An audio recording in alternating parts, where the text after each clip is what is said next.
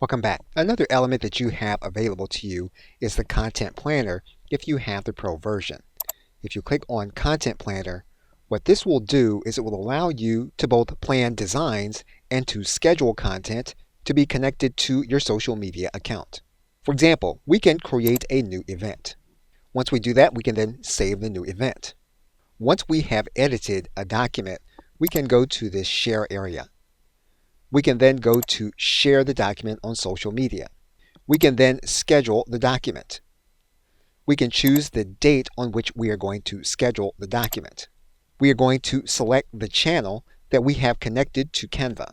Now in this case, we're going to schedule our social media account on Twitter, and we're going to write in a message for this content.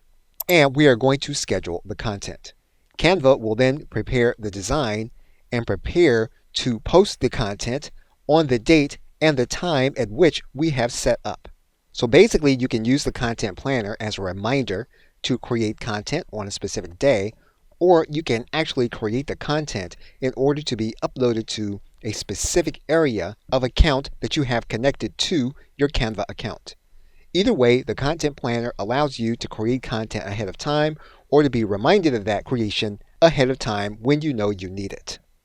Okay, so with that, thanks, and I will see you in another video.